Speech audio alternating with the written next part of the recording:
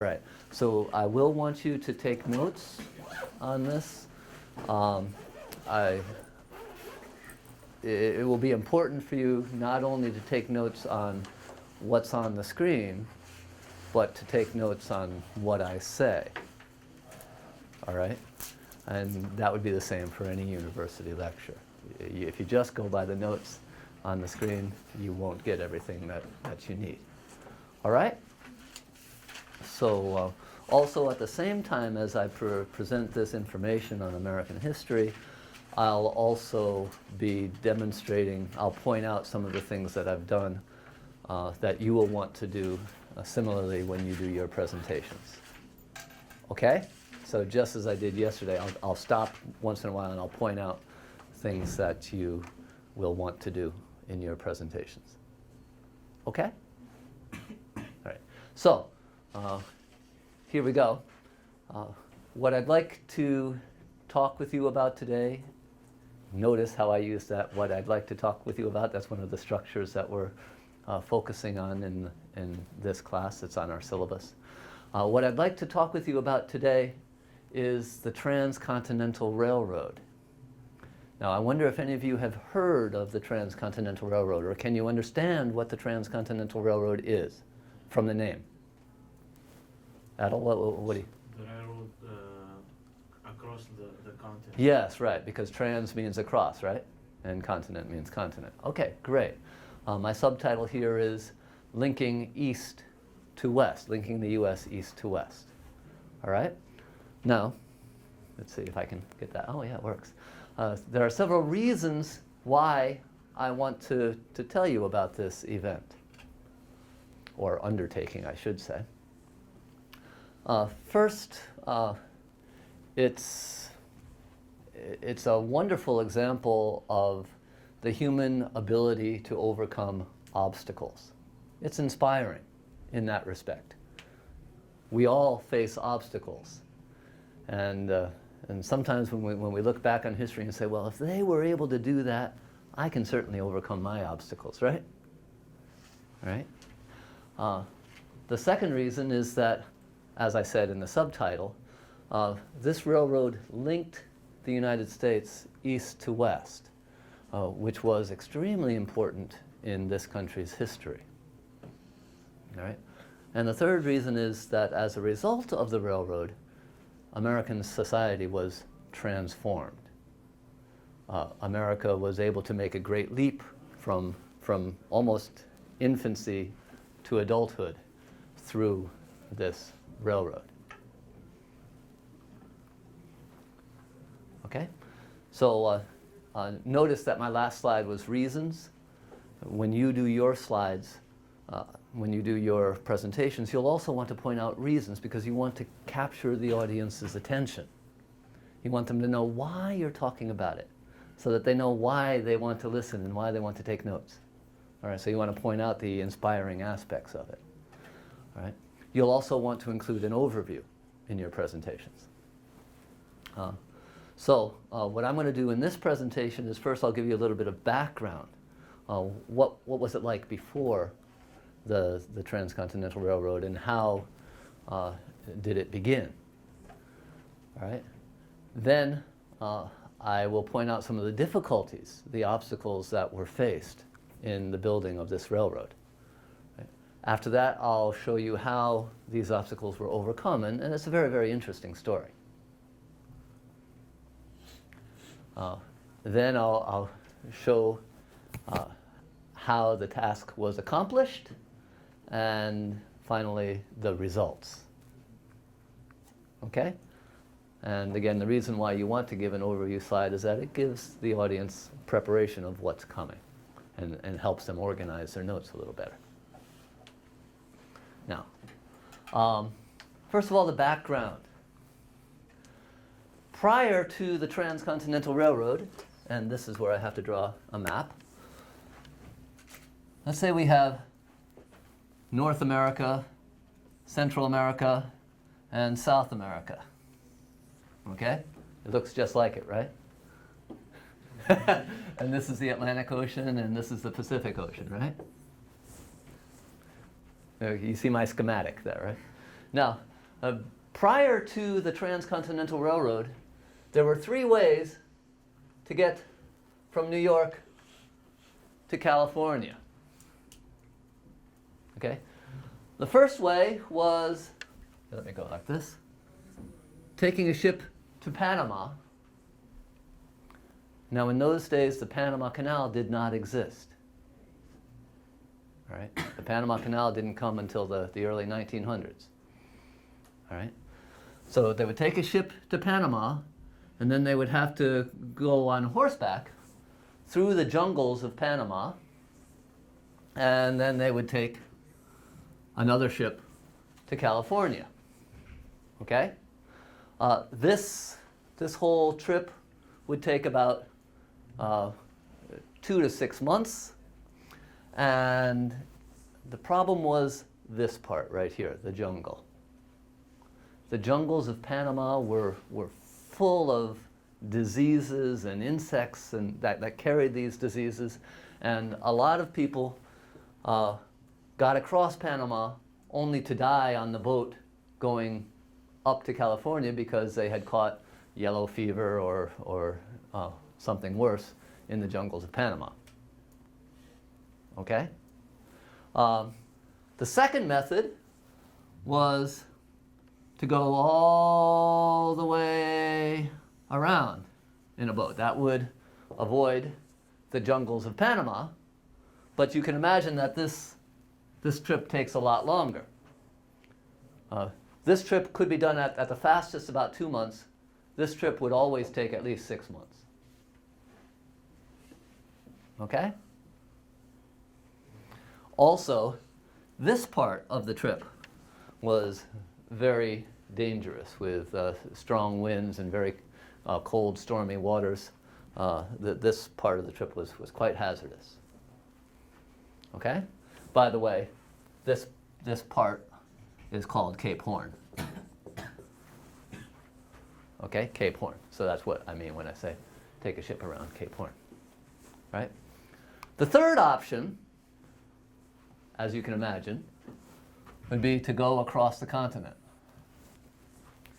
Pack up all your goods in a wagon and get some horses to pull the wagon and go across the continent.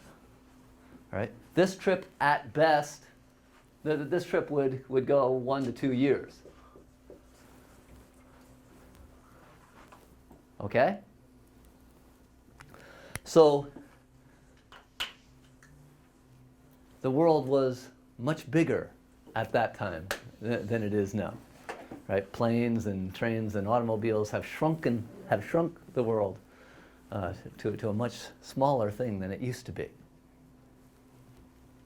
Right? Now,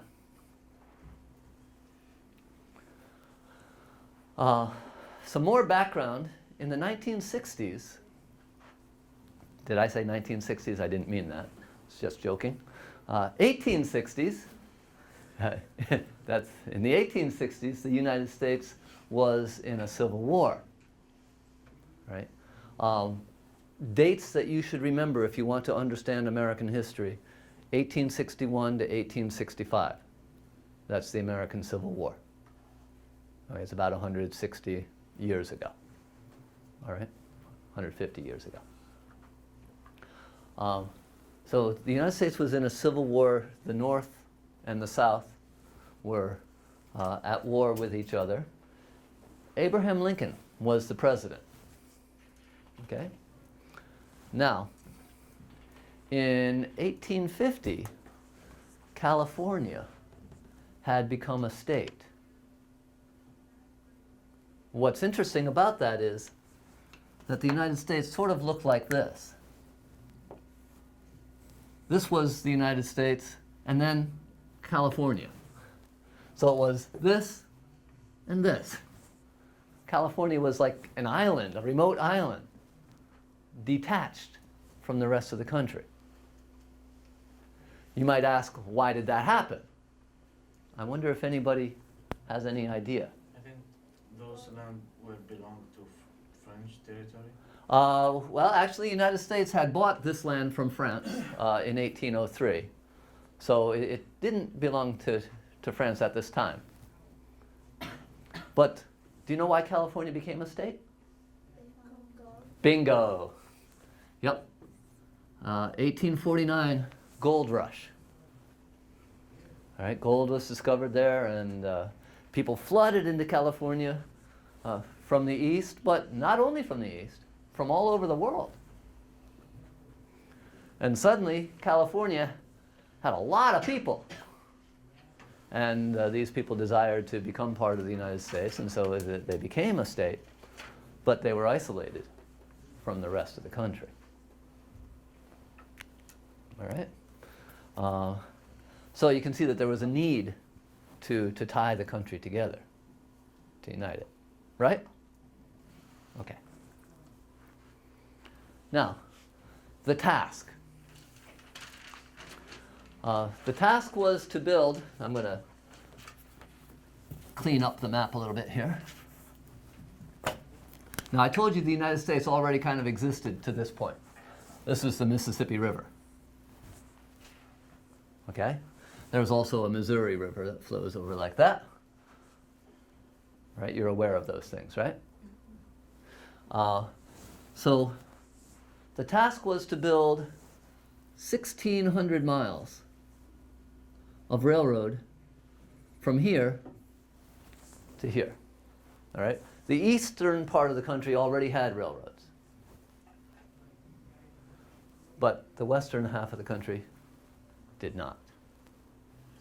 Right? The starting point here would be Omaha, Nebraska. And we studied state abbreviations, right? What's the abbreviation for Nebraska? NS. No. NA. First rule. NE. NE. Okay? Nebraska. To Sacramento, California, right? Incidentally, do you know what city is the capital of California? San Francisco? I'll give you a hint. It's not San Francisco and it's not Los Angeles. Sacramento. Okay? Why would Sacramento be the capital of California? Because, yeah, that's where the center of people were during the gold rush days. Okay? Kind of interesting, right? So it was going to go from Omaha, Nebraska to Sacramento, California. Now, I'm going to clean this up again. We've got 1,600 miles, and in the middle here, we have grasslands.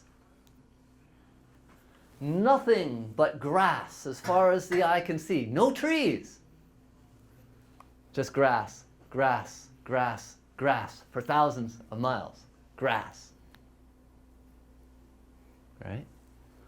Now you can imagine that this might be, it might seem like this would be easy to build a railroad there because it's pretty flat, right? Not many obstacles, right? But something's missing. What do you need to build a railroad?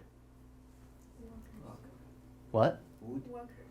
Wood, workers, and I thought somebody said water too.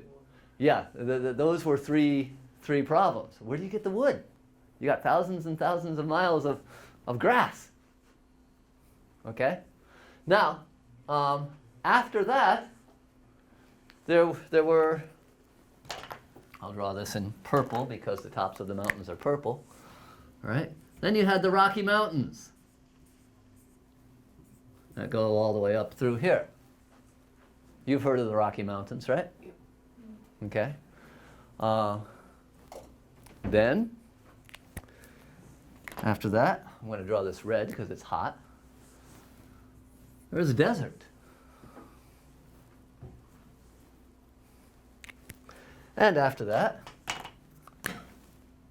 there was another range of mountains called the Sierras in California. Right? So you can see that this was not going to be an easy project. Right? They would have to overcome all those natural obstacles. Now, some of the difficulties. First of all, funding. Where would they get the money? The United States was a nation at war, fighting for its life against itself.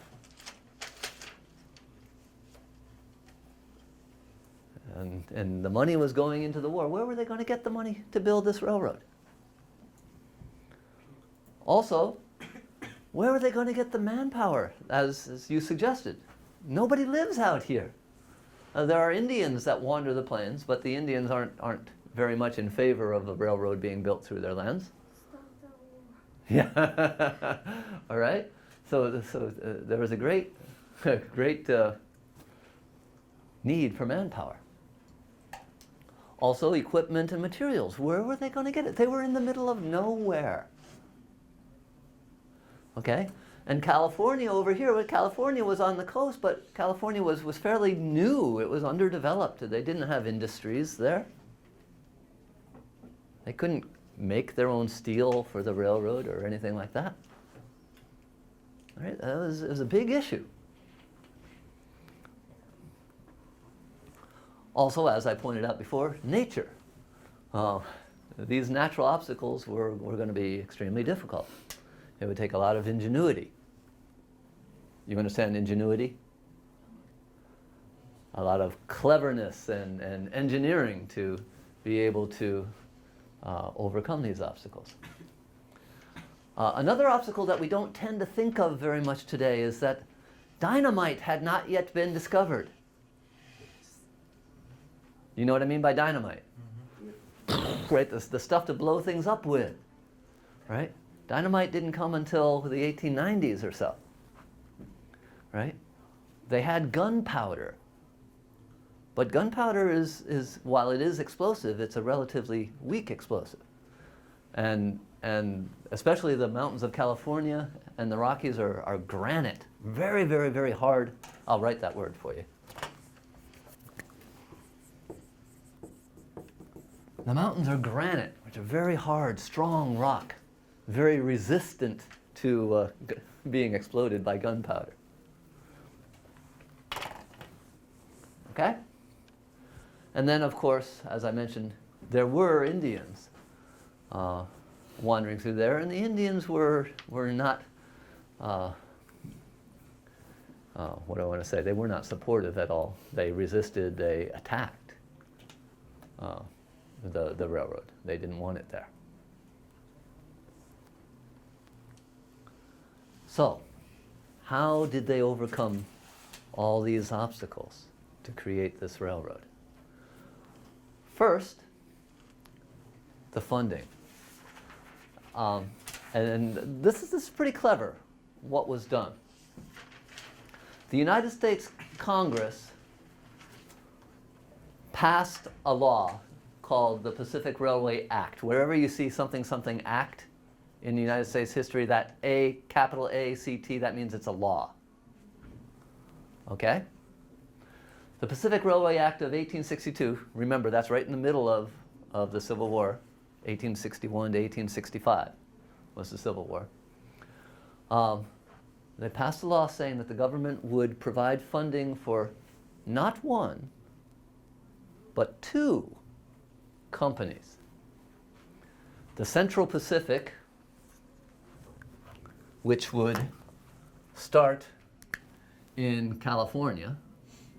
I'm going to write CP here.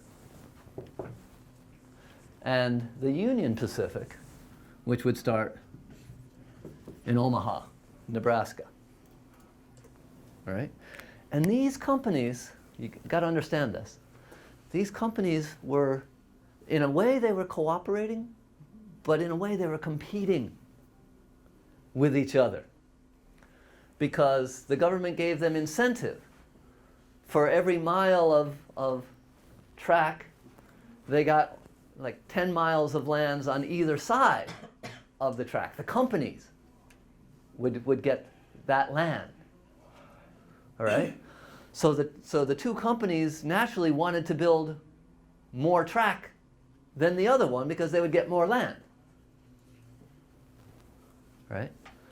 The other interesting thing is, notice how the government used land to pay off the companies rather than money, because money was in relatively short supply because of the war.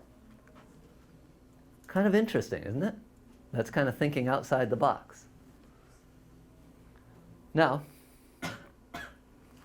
for manpower, more than 5,000 men were needed each way. The Union Pacific needed more than 5,000 workers. The Central Pacific needed more than 5,000 people. So where are they going to come from? Well, turned out that the Central Pacific, and this should be capitalized there, I made a little typo there. The Central Pacific actually went to China to recruit workers. And the Chinese were very, very happy to come to work because it was pretty high wages compared to what they would receive in China for something like that. All right? Turned out that about 90% of the workers for the Central Pacific Railroad were Chinese.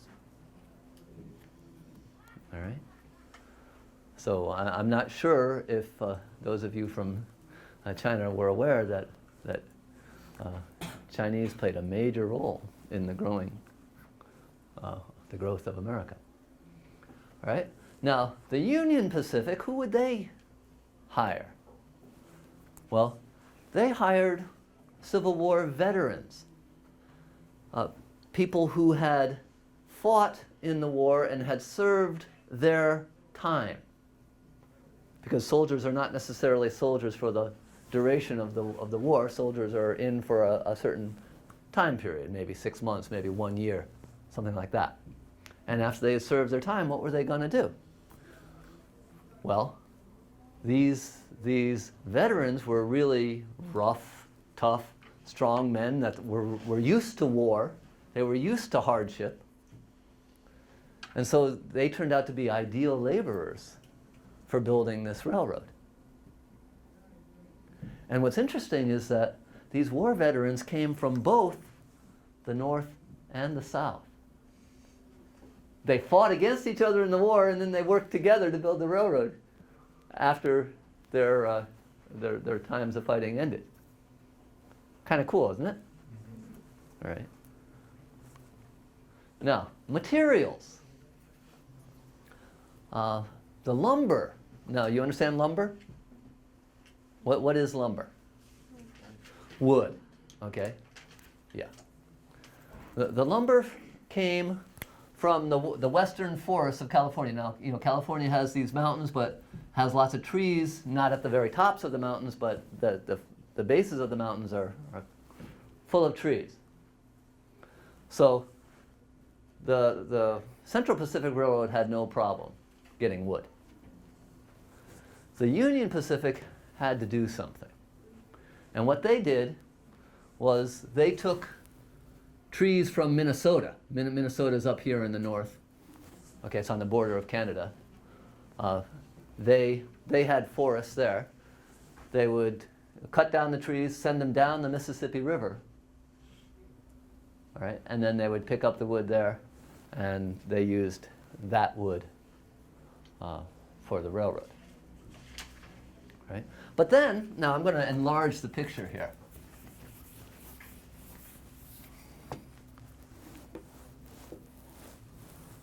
Okay, this is the United States, and they're starting here, and they have to go here. They've got trees coming down the Mississippi River to this point, and they've got trees here in California. How are they going to get the wood into the middle? Right? How are they going to get any supplies, any of the things that the workers needed to live? Food, shaving materials, any of the toilet paper or whatever. You know what I'm saying? How are they going to get all that stuff? What they did was they built a city on wheels, which was basically a train. with many cars. All right, this is each car on the train. And each car on the train was like a different building in a city. There was a restaurant car, there was a department store car, there was a supplies car, there was a barber shop car. All these things, each car was an aspect of the city. And as they built the track, this city with them. Do you understand what I'm saying? Yeah. It's pretty clever, isn't it? All right. So they had the city on wheels, and all the supplies came on the train as they built the track. Now, all the iron that's used for the railroad, all the iron came from the East Coast and went all the way around to California, or came by train here. All right? Now, think about that. These two companies started at the same time, but which company do you think started out faster? UP. Yeah, the UP. Why? Because it's near to the iron source. So Yes, because it's nearer to the iron source. I mean, it could get iron in a week or so, whereas over here they had to wait 6 months at least for the iron to get there. All right? Great. Now, nature. How many of you think that winter's been a little harsh here this year? Has it been a little cold, a little snowy? Have your Newark friends said, wow, this isn't a typical Newark winter, right? Right? Well, in 1 year, the Central Pacific Railroad Company experienced 44 snowstorms. Now think about that. How many have we had this year? Maybe 12? And it seems kind of snowy? 44 snowstorms in 1 year. Snow was not kind to them. So what did the companies do to overcome that? Well, these days we know when we get snow, we have plows that plow the road. Well, they didn't exist back then. They actually created the first snow plows for trains. Okay? So what they would do is that, on the front of the train that was the city on wheels, they would have the snow plow and they would plow off the track, and that's how they overcame the snow that was covering the tracks. Now, they also, especially the California one, in order to prevent snow from covering the area that they were building on, they would actually build wooden snow sheds over the area to keep the snow off, and then they would build the track through. All right? They did have a lot of wood here because they were going through the mountains. All right? So that's also pretty ingenious. So they were building not only the tracks, they were building the sheds to protect the tracks as they go, and then taking them apart and moving them. That's pretty clever. Now, water was also an issue. What happened was, every 14 miles that the track progressed, they would dig down deep into the earth for wells. All right? So if the track was 1,600 miles long, how many wells did they have to build? 40. Well, every 14 miles that they built a well. So do the math. About how many wells did they have to build? Well, about 100 wells or so, at least 100 wells. Right? So again, they weren't only building the track, they had to do all this extra work just to enable them to build the track.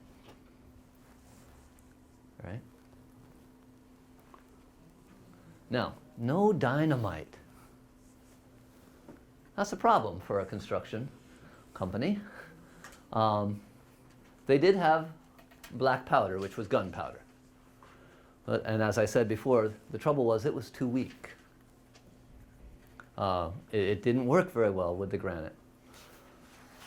Now, in those days, there was a new explosive chemical called nitroglycerin. I don't know if you've ever heard of it. Have you ever heard of nitroglycerin? Okay.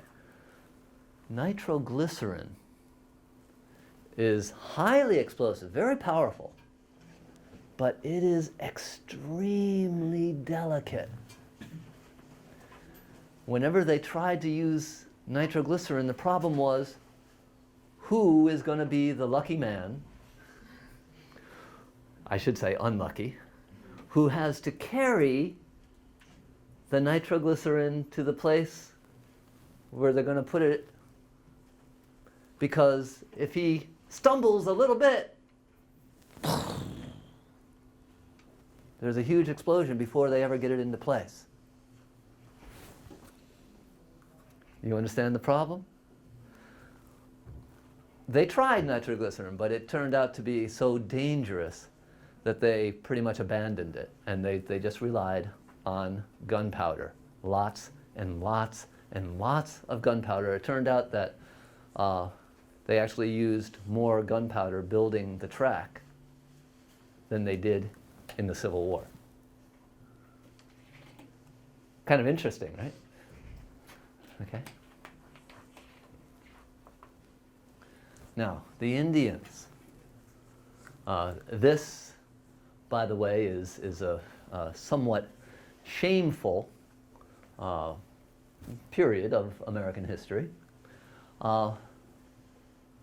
There were several ways of dealing with the Indians who were opposed to the railroad going through their lands.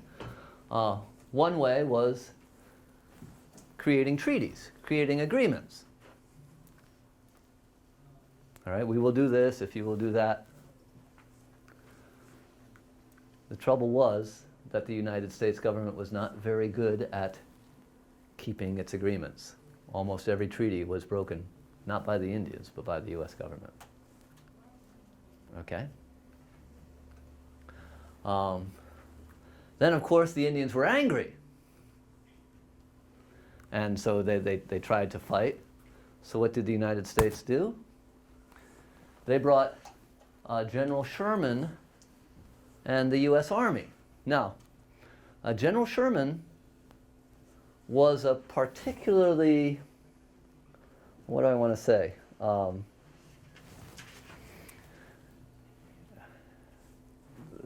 He was a Union general who marched his army across the South, basically from the Mississippi River to the Atlantic coast, burning everything as he went. He burnt the city of Atlanta. He burnt everywhere he went. He brought his thousands of soldiers, and they fed off the land. They took whatever they wanted. They fought. They killed whoever they had to, and they burned. Okay, a word that might be used to describe this was ruthless. Okay? So Sherman was known for his ruthlessness. And he and his army came into the Midwestern area to fight against the Indians, and the Indians didn't have too much of a chance. Right? And one of the particularly shameful things that the US Army did was it killed the buffalo. You know what I mean by buffalo? Buffalo were basically wild cows, hairy cows that the Indians ate for food. The Indians hunted, right? So what the US Army did was basically killed all the food of the Indians. Tried to drive them off by starving them. Okay, you can see that this one aspect is not at all something that the United States is proud of. All right? Now, through all this, overcoming all these obstacles, these two companies were able to accomplish the task. But it wasn't always clean, it wasn't always simple. Let me give you a story or two. All right? First, this company was building this way, right? The Union Pacific was building this way. This company was building this way. And because they were competing with each other, they never agreed until very late where they were going to meet. Because, of course, this company wanted to build farther, and this company wanted to build farther, right? Because they wanted more land. The fact of the matter is they actually passed each other by 250 miles. And when the United States Congress heard of this, they said, no, no, no, no, no, no, no, this will not do.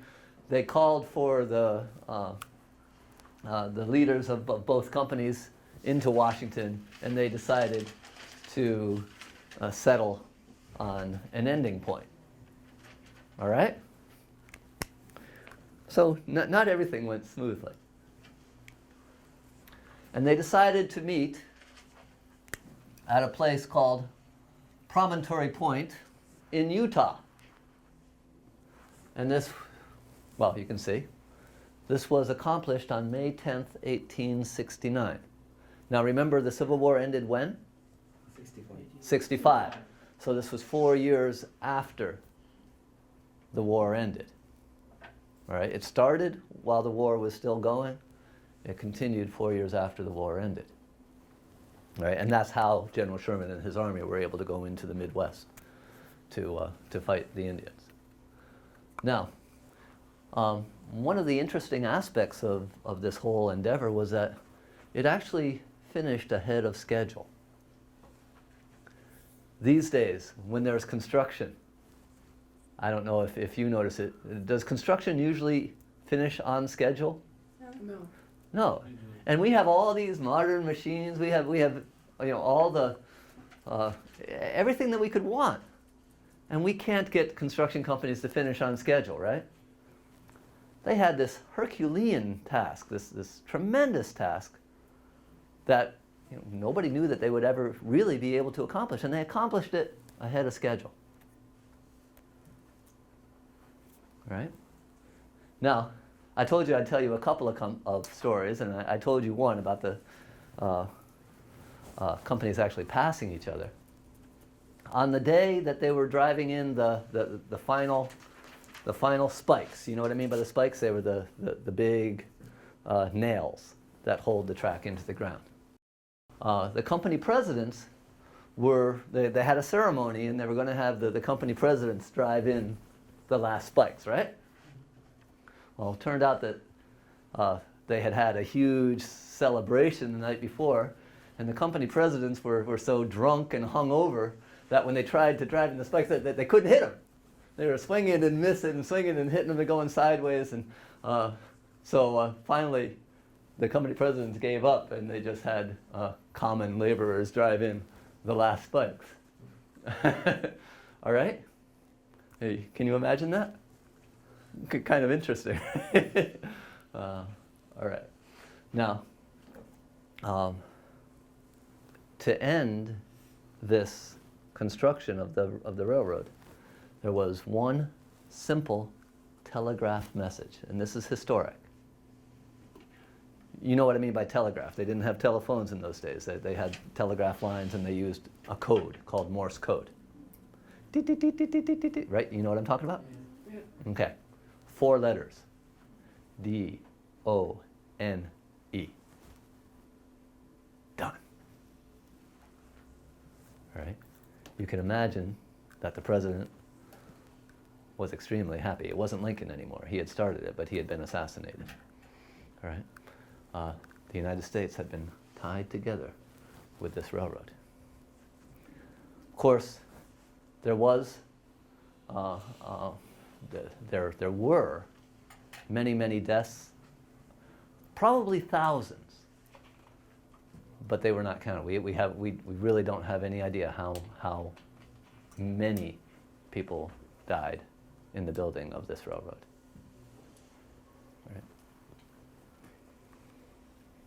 Right. Here's a picture of the ceremony where they're trying to put in the last rail.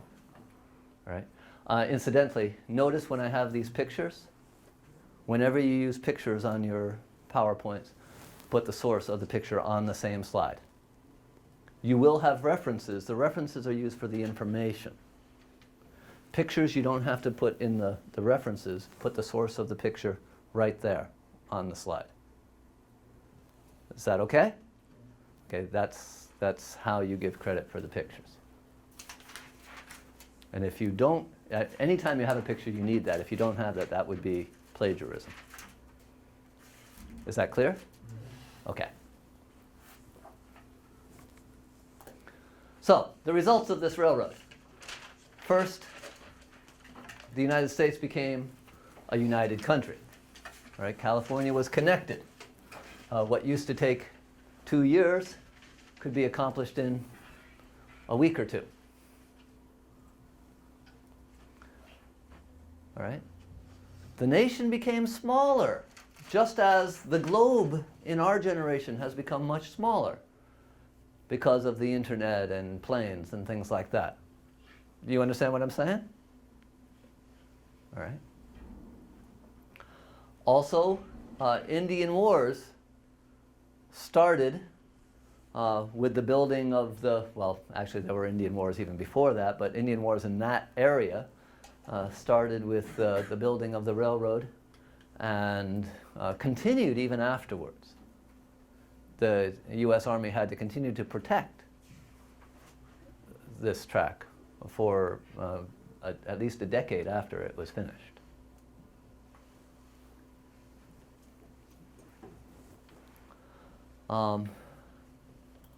Another problem that came about from the railroad was what was described as hellish towns along the railroad. Now, you understand hell, right? Yeah, it's not a happy place. Now, what happened was, well, think about this. What kind of people built the railroad? Were they highly cultured, civilized, highly? Soldier. No, yeah, right. They were soldiers. They were rough and tough people. Okay? And what kind of people would want to leave the civilized cities and go westward and settle in these areas?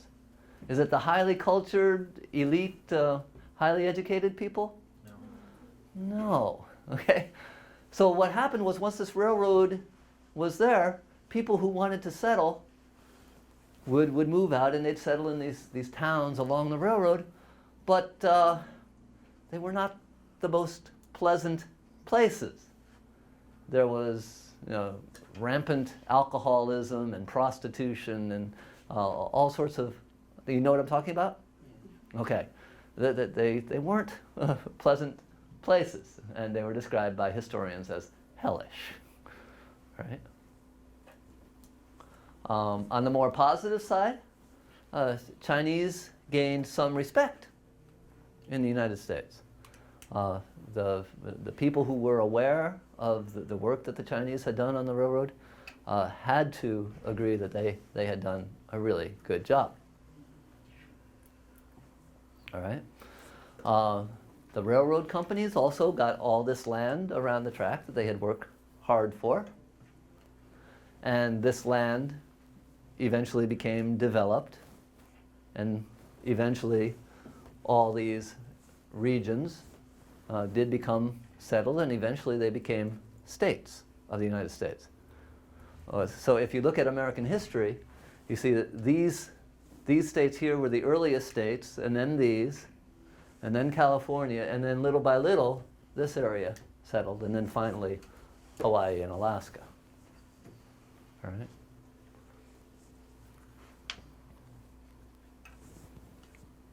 All right. So, how can I summarize this? And remember that your presentations will also include a summary.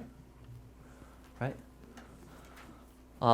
This Transcontinental Railroad is is a wonderful example of overcoming obstacles through manpower, management, and military, along with technology. Notice how I paused there. I wanted you to see the alliteration there, manpower, management, military. Remember how I told you earlier that alliteration makes note-taking a little easier and easier to remember. All right? The United States became a united country, completed. Although there was still going to be growth and settlement and becoming of states, it basically completed the country. And it transformed society, making it a more modern society. Okay? And now I do want to draw your attention to the references. All right? You remember what I said about how many sources you should have when you do yours? There should be 3, right? And what did I say about Wikipedia? 3 other than. Yeah. If you use it, you may use it, but you can't count it among the 3. All right? You should list it, but you should have 4 if you use Wikipedia. So what's my first source? Okay. Now notice that it's first, not because it's the most important, but because why? Alphabetical order. Okay? All right. Notice the hang indent. Notice how it's complete information. By the way, if you use Wikipedia, Wikipedia has on the margin of any page, it has what's called a toolbox or toolkit, something like that. It says tools, something. If you click on that, it'll open a list and it'll say cite this page. And if you click on that, that will give you various formats of how to officially cite that page. So you can copy and paste. Do you understand? That's one easy way to get that perfect. The only thing is you have to watch out for, when you do that, it will not automatically hang indent it for you. So you need to manually put in the hang indent. And it will also automatically put in blue and underline the URL. You will have to go and undo that because there are no underlines and no different colored fonts in APA format. Is that okay? All right. So the second one, what's my second source here? Can you tell what it is? Video. It's a video. Yeah, I actually watched this and I was so moved by it. I was so impressed by it that I decided to create this PowerPoint. This was several years back. All right. Okay. The Regents of the University of California. Notice that this is not a single author, but it's an organization. Organizations can be authors. Okay. All right. And then the Virtual Museum of San Francisco. That's one place where I got that picture and also other information. Okay? So, do you have any questions that you'd like to ask or? Yeah, some. The Indian War, what was in the middle when they built the real war? Yeah, Before Promontory that, Point. There were any other war between Americans and Indians, or it was the first war? As they were building it, the Indians started attacking. First there were treaties. And then, of course, the American government broke the treaties, and the Indians got angry, and they started attacking. And then the armies had to be called in to fight the Indians. And even after the track was completed, for about a decade, Indian wars continued. Yeah? Were Indians called Native Americans because they lived in this place before anybody else, or is there another reason? Yeah, actually in those days they were called Indians. They were only called Native Americans later. But yeah, we call them Native Americans because they were here before the Europeans came. If these days anthropologists look back and say that even the Indians came here at some point from somewhere else. So it's really hard to say that there's any such thing as a Native American. But We don't know all that history. Does that make sense? Yeah. Any other questions? Okay. Do you feel like you understand, like you understood everything that I was saying? All right. How did I do? Or what did I do? What can you model? What are some things that I did? Because I want you to be able to catch. Structure. Okay, the structure. What about it? The first is why do you want to talk this topic? Mm-hmm. And then the third one. Yep. And then there's an overview. Uh-huh. And to see what you are gonna see. Yeah. Model. Yep. Then there's some like difficulties and how they come up with Mm-hmm. with these difficulties. Mm-hmm. And then there's the task Mm-hmm. and the result of when these this railroad have done and what is the result. Mm-hmm. Come up with this. Mm-hmm. And then it's the summary. Right. So putting that all together, could you see the logical organization? Would you say it was very well organized or so-so? Well organized. Well organized, right? Okay. So your organization is going to be very important. Yeah. And also, you used simple gestures Uh-huh. that made it easy for us to understand. Yes. You point out some points and in order sometimes. Mm-hmm. Anybody, can you remember some of the gestures I made? The explosions of the gunpowder. Yeah. What did I do? Like you made the sound effect. Yeah. Right? What else did I do? I did a lot, yeah. Yeah, about the length, the two companies, we understood that UP was did much more than CP. Uh-huh. So you use different gestures. Right, I used this, yeah, right. Okay, great. Remember the story of driving in the spikes? What did I do? Yeah, well, you're right. I actually did that. What else? There's a lot more. In the two companies. Yeah, when I was talking about the overlap, I did this, right? All right. So those are examples of meaningful gestures, and you can see that they make the presentation much more effective and for you guys much more intelligible. Right? Anything else that you notice that you'd like to model, that you'd like to do in your presentation? You can draw a map. Yeah. Notice how I not only use this, I also use this. Because remember, what do people remember most from presentations? Visual, all right? So definitely use those visual aids. Don't just say, oh, well, I have PowerPoint, that's okay, that's enough. Use your gestures, use your boards. Okay. Did it seem like I had memorized this? No. Did you feel like I was talking to you? Okay. That's exactly what I want you guys to do. Did it seem like I knew what I was talking about? Yeah. Yes.